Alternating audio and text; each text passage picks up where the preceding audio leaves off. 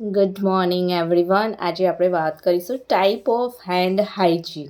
એટલે હેન્ડ હાઇજીનના કેટલા પ્રકાર છે, કઈ રીતે કરી શકાય છે. કે હેન્ડ હાઇજીનના 4 ટાઈપ્સ છે કે 4 રીતે આપણે હેન્ડને ક્લીન કરી શકીએ છીએ. આપણે ફર્સ્ટ છે રૂટીન હેન્ડ વોશ, જે આપણે ઘરમાં નેચરલી યુઝ કરતા હોય છે. ઘરમાં આપણે હેન્ડ વોશ કરીએ છીએ અને રૂટીન હેન્ડ વોશ કરે છે, એટલે કે રૂટીન હેન્ડ વોશ થઈ ગયું.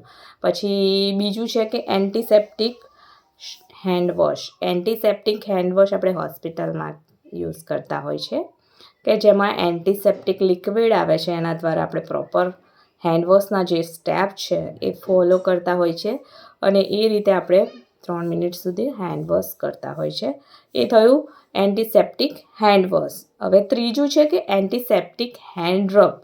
એટલે કે એન્ટીસેપ્ટિક હેન્ડ રબ આપણી પાસે અવેલેબલ હોસ્પિટલમાં હોય છે, જે સેનિટાઈઝર આપણે યુઝ કરીએ છીએ આલ્કોહોલ બેઝ. એનાથી હેન્ડ રબ કરવાની છે. સેમ પ્રોસેસ છે, હેન્ડ વોશ કરીએ છીએ જે 5 સ્ટેપ જે આપણે કરીએ છીએ એ જ ફોલો કરવાના છે સ્ટેપ.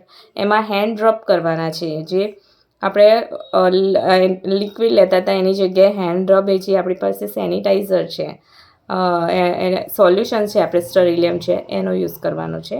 અને ચોથું છે કે surgical antiseptic hand wash. Surgical જ્યારે આપણે કંઈ ઓપરેશન થિયેટરમાં ઓટીમાં જવાનું હોય છે ત્યારે સર્જિકલ હેન્ડ વોશ થતા હોય છે, જે આપણા હોસ્પિટલમાં હેન્ડ વોશ છે એન્ટીસેપ્ટિકથી એનાથી થોડા સ્ટેપ્સ વધારે હોય છે, એને સર્જિકલ હેન્ડ વોશ કહેવામાં આવે છે.